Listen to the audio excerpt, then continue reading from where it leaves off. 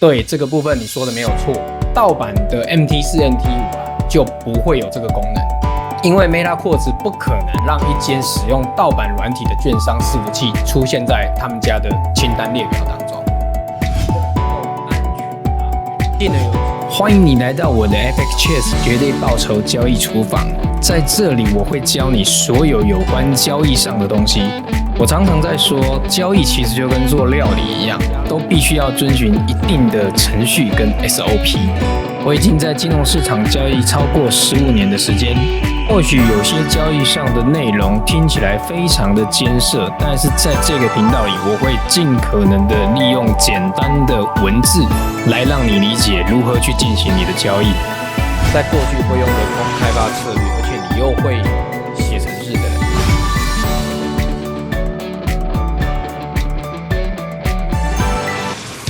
现在大家所看到的画面就是 nql5.com 的网页，在网页的右上角，它有一个语言选项，这个语言选项你可以去更改成你想要看的语言，但是如果你要改成中文的话，你要注意一下，因为它的翻译是自动翻译的，所以有的时候你会觉得怪怪的。那我自己本身还是习惯用英文，所以接下来的影片我一样会用英文界面来去跟大家做中文的讲解。首先你要去使用这个工具的话，你要先在 nql5.com 注册一个你自己的账号。这个账号注册完之后，底下一样可以连接无限多个 MT4、MT5 账户。如果我不是一个讯号提供者，我可以使用他们家的报表分析工具吗？可以。对于 nql5.com 这个工具来讲，你不一定要成为他们的讯号提供者，你就可以使用他们的报表分析工具。因为当你把账户连接好之后，你可以选择你要不要去公开你的账户，让别人来跟随。你如果选择不公开，那就是作为私人的用途，自己去分析自己的交易。它的注册方式非常简单，只要在右上角的 Create an Account 点选下去之后，你可以选择使用 email 的方式去注册你的账号，或者是用 Facebook、Google 的账户直接去登录注册你的账号。但是这边就要注意一点，当你使用 Google 跟 Facebook 去登录注册完之后，你要去变更你的密码。否则我刚刚所提到的成为讯号策略的提供者这个功能你就没办法使用，所以它的注册方法非常简单，我在这边就不浪费时间再去带整个流程。那我自己本身已经有账号，所以我现在就来登录我自己的 nql5.com 账号。现在大家在画面上看到的就是我登录之后的账号，其实它跟登录之前没有什么差异啦。那最主要是左上角你登录之后呢，你会看到有一个叫做英文的 Signal，中文叫做讯号或交易讯号，点选这个 Signal 进去之后，它会带你到一个所有 Signal 的页面，跟我之前 nql5 跟单影片当中介绍的页面其实是一样的。你可以在这边去选择你认为可靠有效的讯号来去进行跟随。那如果你有兴趣的话，透过影片上方的资讯卡来去连接看那部影片。我们的交易账户要怎么样连接到 nql5.com？它的连接方式非常简单，在页面的左边你可以看到有个叫做 My Signal 我的交易讯号，点选这个 My Signal 进去，你会看到几个页签，分别是 Public 公开、Private 私人、Disable 关闭、All Signal 所有。目前来说，我在 nql5.com 有连接3个交易账户，分别是2个凯基的期货交易账户，还有1个 LMAX 模拟账户。我现在要为大家展示我如何去连接账户，所以我先把 LMAX 的这个账户先做删除。删除完之后呢，在 All Signal 里面你就可以看到我只剩下2个账户。那它的连接方式非常简单，而且它也只有一种连接方式，就是你必须要是账户的持有人，或者你有这个账户的账号跟唯独密码，你才有办法做连接。所以像是之前 MyFacebook 跟 FX Blue 上面的几个发布方式 ，EA 发布不支援 ，FTP 发布不支援，你只能用账号跟唯独密码的方式去做连接。那你要连接你的 MT4 或 MT5 账户呢？你只要从这个页面上面的右上角 Create Signal 点选下去，创建讯号。进来之后会有几个栏位需要你去填写。首先第一个 Monitor is enabled 这个部分一定预设是勾起来的，这代表实时的监控你的交易账户，收集你的交易记录资料，这样子你才有办法及时的去统计我们交易账户的数据。那第二个框框呢是 This is my personal signal， 就如同我刚才所说的，假设今天你不希望你的报表在刚才的 signal 页面被搜寻到的话，你希望你的报表作为私人的用途，你就把这个框框勾选起来，那你的交易报表就会变成是私人的用途。接下来你就可以去为你的这个交易报表输入名称。那像我自己习惯是券商名称加账号，所以我就输入 LMAX 2100036297，然后接下来平台你要 NT4 还是 NT5， 这边的选择要正确，否则会影响你等一下伺服器搜寻不到。我的 LMAX 是 NT4 的，所以我就选择 MetaTrader 4。Login 的部分就是登录的账号，也就是你的账户号码。这里的账户号码就是我的2100036297，然后密码的部分呢就是唯独密码。如果你不知道唯独密码怎么设定的话，你可以回到我之前的影片介绍 MyFacebook 这套工具里面，我有一个流程去解说唯独密码要怎么样去变更。输入完成之后，下一个步骤是最重要的步骤，也就是交易伺服器的选择。这里我们现在看到画面上就是 LMAX 的 MT4 平台，那画面的左上角会出现伺服器的名称，像你就可以很清楚在这边看到我的伺服器名称是 LMAX Demo UK， 所以回到我们刚才要去输入伺服器的页面，在这边你就可以去输入 LMAX， 然后它就会自动跳出所有 LMAX 开头的伺服器，请你选择到跟你的交易平台登录的账号同一个伺服器，这样子你才有办法顺利的去做登录。如果你在这个列表清单当中发现你要输入你的伺服器名称，但是却看不到你的伺服器名称，那没有错，你想的是正确的。只要你在这个伺服器的名称里面找不到你现在在用的券商的伺服器名称，我可以跟你保证 99.9% 的几率，它一定是用盗版的 MT4 跟 NT5。因为 MetaQuartz 公司不可能去让一个使用盗版软体的交易商把他们的伺服器名称列在他们的官网上面，所以这个也是一个你可以透过间接的方式去验证说我现在在用的交易商到底正不正规的一个方法。输入完伺服器名称之后呢，我们在下面可以看到 Account Type， 它会有 Real 跟 Demo。在 nql5.com 这套工具上面，如果你今天你要发布你的交易讯号来去让别人进行跟随的话，你一定要是 Real Account， 也就是要真仓。模拟账户是没有办法去让别人跟随然后收取费用的，只有真仓可以。所以这个选项通常是让你选择去设定说你的交易讯号让别人跟随的时候，你要收取多少钱。但是前提是你在第二个项目勾勾框框这里，你要先取消勾选，它底下才会去让你输入1个月要收取多少金额。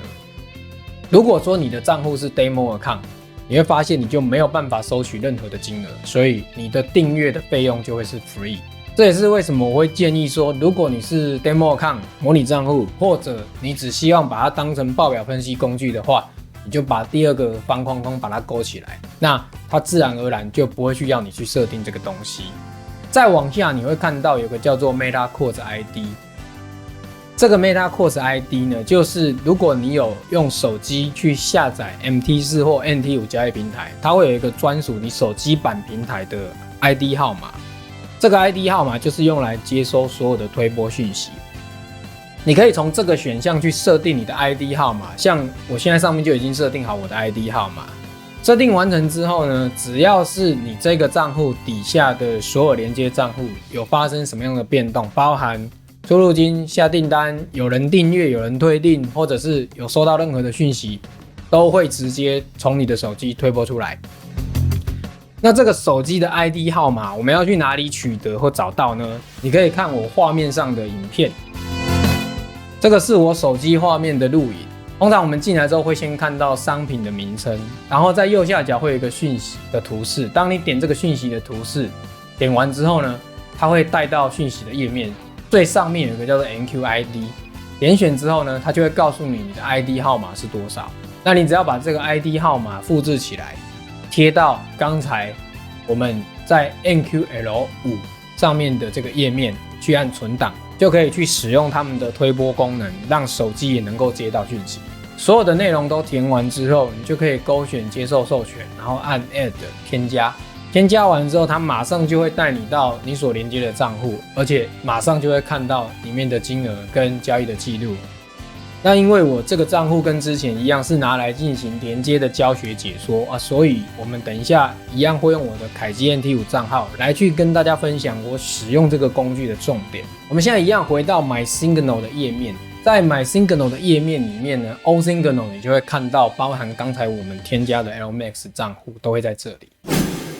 现在大家在画面上所看到的就是我在凯基期货使用 NT5 交易的账户 NQL.com 这个工具。我主要其实只会看2个重点，这个对于一般的 trader 来讲，我认为非常重要。第一个部分就是账户的净值曲线跟余额曲线的关联性。我们先来带大家看第一个部分，净值曲线跟余额曲线的关联性。底下目前你所看到的就是我的交易账户从5月19号一直到今天8月26号为止所交易的状况。那绿色的部分是净值曲线，蓝色的部分是余额曲线。很多人可能不知道余额跟净值之间的关系。如果一开始你的账户是完全没有任何订单，你的余额跟净值是重叠的，余额会等于净值。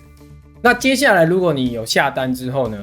你的余额基本上不会变，因为余额就是你最后一次下单账户是多少钱，净值就是你下单之后呢，你的订单如果有获利，你的净值曲线就会高于余额线。如果你的订单是亏损，你的净值曲线就会低于余额线。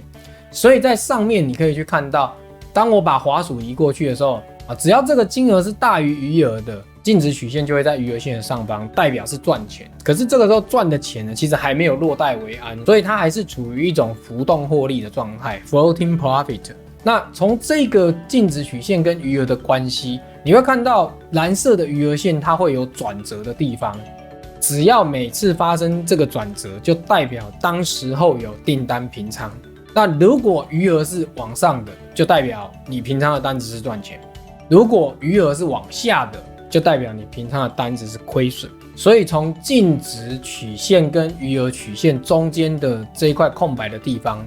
你就可以去看得出来你的交易系统，第一个它是什么样的风格，第二个它有没有冒过大风险的可能性。以目前来讲，我的账户看不太到过大的风险，因为我这个账户所使用的交易策略，它是属于一定会设停损的波段型交易策略，所以它不会有凹单的现象，也不会有冒过大风险的现象。所以我现在带大家来看另外一个呢，在 Signal 里面 NQL5 其他人的讯号。比如说我现在随便点第一个，然后移到它最下方的余额跟净值曲线，你可以看到它蓝色线跟绿色线余额跟净值几乎都重叠。余额线只要有往下掉，就代表有平仓，或者你看到这边如果有一个小三角形，就表示它有提款因为你提款的话，你的余额也会变少。这是 NQL5 这个工具它的显示方式。可是你从它的净值跟余额曲线你就可以看出来跟我有不一样的地方。比如说像它的净值曲线，绿色的线就大部分时间都是低于蓝色的余额，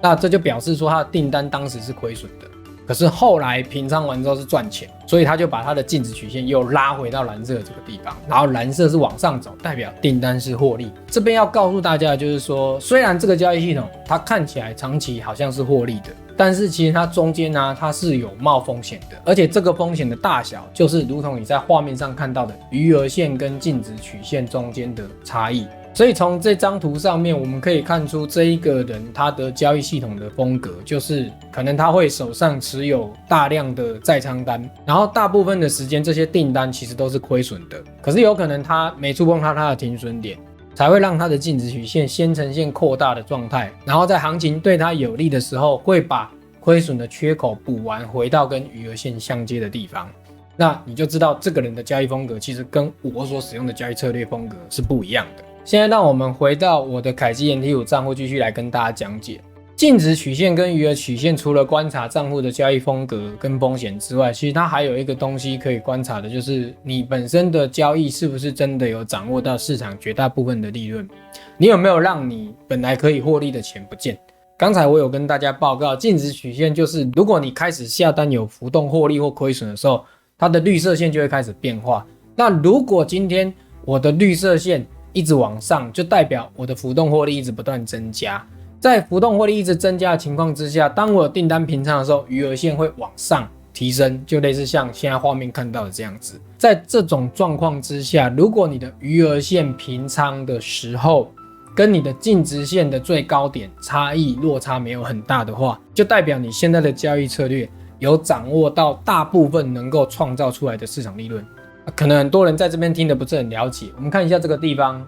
这里我们的净值曲线曾经到最高1003207，可是当我平仓完之后呢，我却只有拿到1002334，3207跟2334，事实上来讲它就差了900块美金，那就表示说其实我盘中的浮动获利是有来到那么高的，可是可能我没有去设停利，或者是我的移动停损还没有被点到，因此它最后回落下来让我少赚了900块美金。但是这个部分大家也不用太紧张，因为很多波段系统都会有这个现象。问题跟关键在于我们的波段系统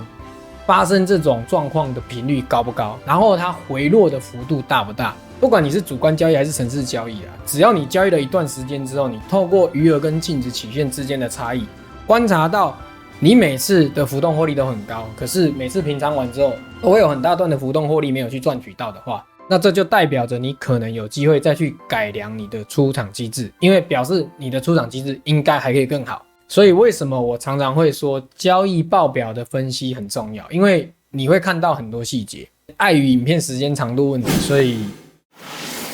欢迎你继续锁定我的 FXChess 交易厨房相关影片，